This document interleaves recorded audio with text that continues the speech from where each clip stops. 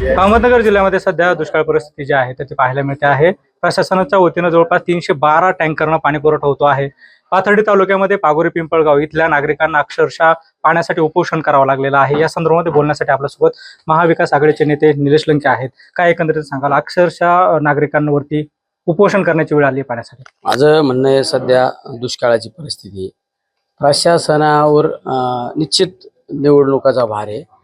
त्याचबरोबरीने पंचायत समिती एक विभाग आहे, त्या पंचायत समिती विभागाने सध्याच्या परिस्थितीत लोकांना महत्त्वाचं पाणी, त्या पाण्याच्या बाबतीत आपण लक्ष दिलं पाहिजे, योग्य ते नियोजन केलं पाहिजे।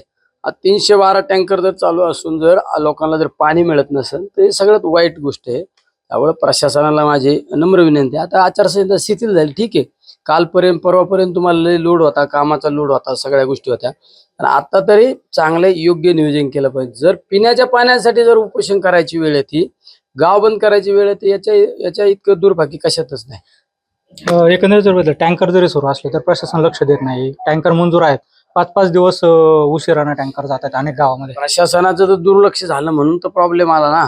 आता ठीक आहे, आता प्रशासनाला जर आपण अधिकारवाणीने सांगायचा प्रयत्न केला तर प्रशासन काय सांगत नाही, निवडणुका होत्या त्यामुळे आमच्या अतिरिक्त कामाचा भार होता, जाऊ दे, आता झालं गेलं झालं, पण आता योग्य नियोजन केलं पाहिजे।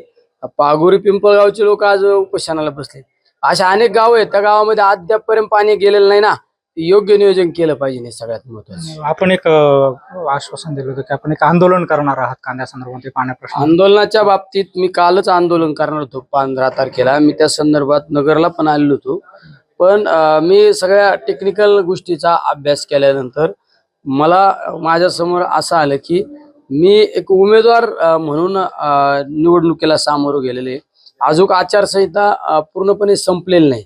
आचारसंहिताच्या कालखंडामध्ये जर उमेदवार म्हणून मी जर एखादं आंदोलन केलं तर मला डिस्क्वालिफाईड सुद्धा करण्याचा त्या ठिकाणी काही कायदेशीर मंडळींनी सांगितलं।